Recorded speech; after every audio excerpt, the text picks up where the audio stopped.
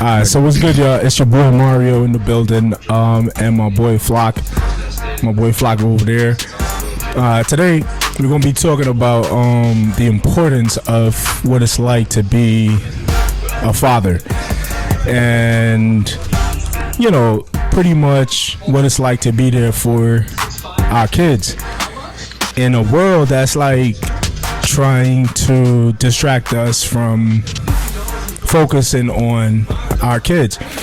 So the first question today that I'm gonna impose is, well, before I go into that, actually, I'm gonna ask my boy Flock to just give an introduction of who he is and and where he's from and all that nature. So I kind of want to give him an opportunity just to say a little bit before we just dive right into what this video is about.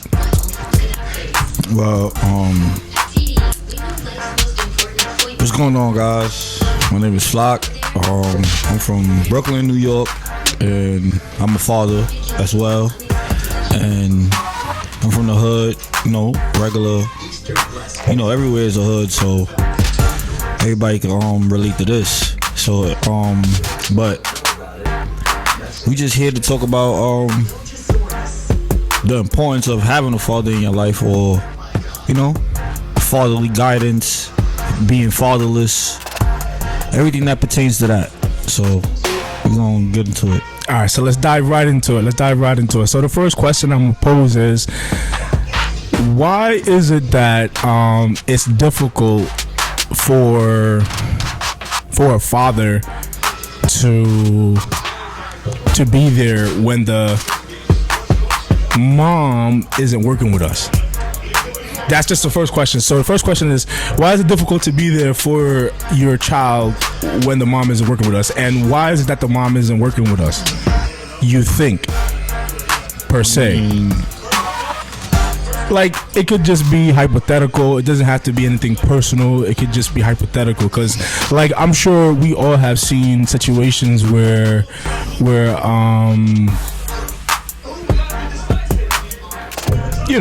the mom isn't really working with us. Right. I mean, there's a lot of things that comes with that. I mean, it could be that the mom per se doesn't, if y'all not in a relationship, then she doesn't want you, like, you know what I'm saying? Right. Like, if y'all not together, then she don't want you to, she could keep you away from the baby or whatever, or it could be different things, bro. Like, I feel like the most shit I hear about it is about, like, she's keeping the baby away from you because either, like I said, y'all was in a relationship and you cheating or whatever, and you know what I'm saying, or she's just mad at you, or you genuinely don't want to be there, because there's no way that, you know what I'm saying, like, you can go to court, you got family court. There's a lot of things that you could go through to see a kid if you're that invested. You know what I'm saying? Like, if you really want to be a part of your kid's life, then there's a lot of things you could do to be in their life, bro. You know what I'm saying? So that's right. That should never be an excuse. That should never be an excuse for any man that has a child out here. You know what I'm saying? Like, that should never be an excuse. You can never say that should never be the first thing that you say. Oh, his mom is keeping him or her from me, and that doesn't make any sense, bro. Unless there is like some type of legal issues that's but other than that, that doesn't make any sense, bro. Like, it's no way, bro. It's no way, bro. Like, it's no way, bro. Yeah, right. So nothing should really stop you from seeing your kid. Yeah, like, period. Nothing. Like, unless she takes the kid, like, to another state or something, but you can still make a move. You can still bust a move for your son or your daughter. You know what I'm saying? Like, it just depends on the type of person that you are. You know what I'm saying? So that should never be a reason to that should never be an excuse. Right. You know what I'm saying? I agree with you 100%. All right, so Flock, Right. So being that should never be an excuse for one to really see their kid. That should never be an excuse. Right. It should never be that. So why does it? So why is it that so many people make that an excuse? Like I be hearing folks. I feel like it's easier. I feel like it's easier for them to continue doing whatever the fuck they doing, or like, or that. Honestly, that says a lot about their character. Honestly, to me, because if it's that easy for you to give up, because this is not a regular, this is not a non-serious thing. This is a whole person that you put into the world. You know what I'm saying? This is not like a, you know what I'm saying? This is not about, it's not a little petty thing. This is a human that you help bring into the world. You know what I'm saying? So if you don't care about that, then what do you really care about? Exactly. You know what I'm saying? Exactly. I agree. You know what I'm saying? What are your priorities? Yeah, exactly. What are your, you know what I'm saying? What are your morals? You don't have no kind of moral, no values, none of that, bro. Like, because if you don't care about, it don't matter what the mom, you know what I'm saying? Like, what the circumstances of how the baby came about. That doesn't matter once the baby's here, bro. You know what I'm saying? All right, so we see in the world right now, Flock, so many single moms, and why is it so hard for them to remain a couple, the mom and the dad? Like, what is that thing in the, like, that's separating them? Because I could name at least 15 people right now that is a single mom, I can single name dad. 50. You can name 50, right? So how could we break that? Like, why is that perpetuating so much? Because I'm one of them, right? Yeah. And that wasn't a plan of mine. I didn't say, oh, I'm gonna be a single dad, or that wasn't part of the plan. Like, I'm sure each and every one of us had that idea, the motive of saying, oh, I'm gonna be with her for the rest of my life and have kids, you know, but that didn't pan out. So my question is, what do you think is the reason why there are so many broken homes? You know, do you think it has to do with the individuals themselves, the mom and the dad, because they're coming from broken homes themselves? Yeah. So that definitely, yeah. I think that's perfectly said. I feel like if you don't come from that, then you don't know what that's like. You don't know what it feels to do that. So are you saying people who have perfect homes don't produce broken homes? No, I'm not saying that neither. I'm not saying that neither. But I'm saying that typically, if you come from a broken home, then that's what you know what I'm saying, you produce. Right. You know what I'm saying? That affects you later on in life. So like me, like I never wanted to come from. I came from a broken home. You know what I'm saying? Like my moms and my pops wasn't together. You know what I'm saying? When I was growing up. You know what I'm saying? So when I grew up, I felt like I didn't want to do that. I didn't want to go through that. You know what I'm saying? And then when I had my kid, I tried it. I tried to do the family shit, and you know what I'm saying? And I feel like, you know what I feel like? I feel like when you have a kid, it's different from when y'all is just y'all two. You know what I'm saying? When you have a kid, I feel like the real them shows, bro. You know what I'm saying? Like the real person shows, bro. And I feel like love and all that. Yeah.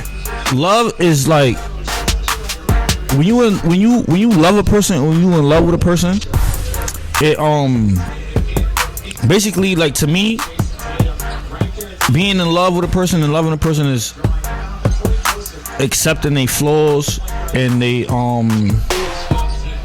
like all the stuff that I don't like, accepting it, Right. You know what I'm saying, and living with it, Right. And then, you know what I'm saying, Right. and I felt like with his mom, I couldn't do it, bro. You know what I'm saying? So I had to let that go. what I'm saying? Right. Which hurt me, bro, because at the end of the day, like I said, I didn't want to become a statistic. Yeah. You know what I'm saying? So I wanted him to really, you know what I'm saying, really grow up with two parents in the crib. And you know what I'm saying? And he got so used to that to this day he still asks me, Dad, you staying over? You know what I'm saying? Right, because right. you know, it's, you know what I'm saying? It's Right. for me, so it's kinda hard, bro. You know what I'm saying? So All right, so the question is going back to how do we break that? How do we break that cycle and go forward with not seeing it perpetuate again? Because I strongly believe like it has to start with someone that is gonna say no. Like it has to take two. It's not just someone. It has to be two. You know, but at the end of the day, like I'm a firm believer that the man like has to be like the leader per se, if you know what I mean, to like set the tone in the relationship, so that the woman can feel comfortable with that tone in that relationship. So no, I feel like guys be females too, though, bro. At the end of the day, bro, I feel like that. Well, Steve Harvey said things like I feel like they let whatever that hurt, whatever the female did or whatever. I feel like they let that dictate how they gonna be in their kid life, bro. I feel like that too, bro. I feel like. No, I'm talking about starting fresh with somebody new. I'm not talking about backtracking with the same person. Like that's over. It's clipped. Yeah, right. It's not gonna be mended unless some type of intervention take place. No, I'm saying. So as far as men being in their kids' lives regardless. You know what I'm saying? Like I feel like that they be hurt too, so they try to hurt. They think that hurting. Like not being there or not answering they baby moms and not being in the kid's life is hurting the baby moms, but it's actually hurting the kid. You get what I'm saying? Right. That's what I'm. In the long run, it's definitely going to hurt the kid because it's going to take two. Because the mom is more so like the nurturer, right? And the dad is the provider, right? Mm-hmm. So the kid need to see both of them in their life. So if one parent is saying no, I'm gonna prevent you from seeing the other parent, then in the long run, then that child is gonna be imbalanced. It's gonna be an imbalance, right? Because that's at the end of the day, all we have on this earth is just is male and females, and the child needs to see how that design is made up in a whole home. You know? Right. So yeah, if I was to go ahead and take a jab at the question, right, like how do we stop this from perpetuating, right? I would say like both the man and the woman has to know themselves and know what they want, know their purpose, know their agenda before they come together. Like if I meet a woman today, I'm gonna say, hey, listen, this is what I'm into, this is what I'm like, this is what I see myself 5-10 years from now doing. How do you feel about joining me in this agenda, in this task? You want to work with me on this? And I'm laying that on the table. What are you laying on the table before we come together and make a family? You know, I feel like that's one tactic that one can use, but honestly, I feel like people could tell you, bro, you can say that shit, bro. You could really have a conversation with a person, bro, and they can just tell you anything, bro. Yeah, but that's why you have to be serious. You have to be serious. They can tell you anything, bro. But you can hold it against them and say, hey, listen, this is the reason why we're not working out. Because remember, on this day, I told I put this on the table. I got a close friend, right? A close friend. I knew this girl for like 20 years, bro. You feel me? Never did nothing with her, none of that. It's not that type of party, bro. This is really my friend, bro, right? She had a kid or whatever. A kid like 3 or 4 now or whatever, right? I'm like, yo, like like I basically asked her like, where the father at, right? So she like, yo, like yeah, like I speak to the nigga, but he don't do nothing for her, or whatever. Like, so I'm like, cause you know I could talk to her like this. I told her, I'm like, yo, I'm like, yo, so what you had a baby by him for, right? So she like, she like, I had the baby for me. I feel like this is what I wanted to do. I feel like it was time or whatever, right? So I'm like, all right. I hear a lot of females say that. Like I had a baby for me. Like I wanted a person to love me unconditionally. Right?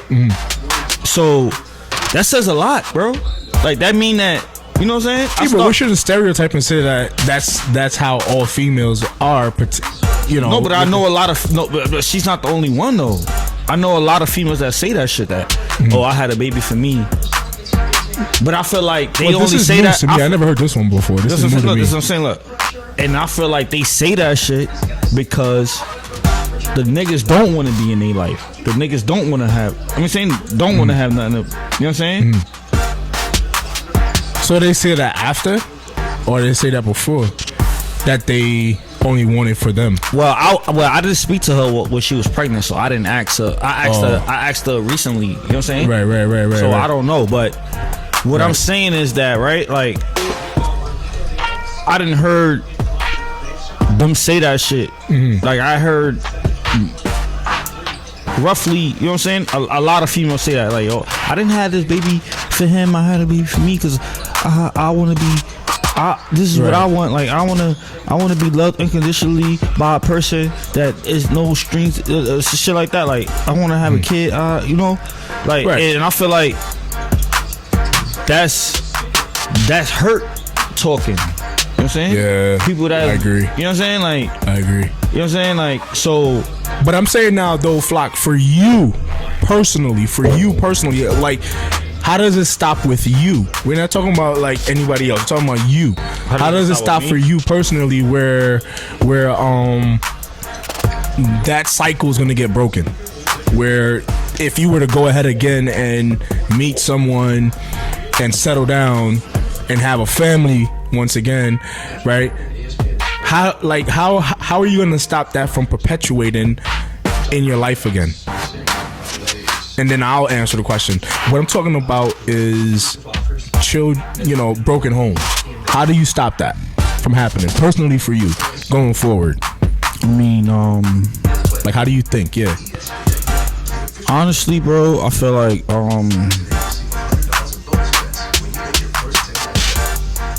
when it comes to the broken home situation, I feel like in my situation, I feel like my home is like half broken because I see my son every day. You know what I'm saying? I speak to him every day. You know what I'm saying? So like, and like, I feel like you gotta put in a lot of work, bro. Like a lot of work. You know what I'm saying? Like, I feel like time is everything, bro. And I feel like when your kids see that you putting in time, that shit means everything. Yeah. You get what I'm saying? Like, so, I pick my son up from school every day, bro. Yeah. Every day, bro. So, my whole thing is, right, like, that's why I don't really feel like, yeah, of course I don't live with him and I don't, you know what I'm saying? I'm not, you know what I'm saying? I don't sleep there.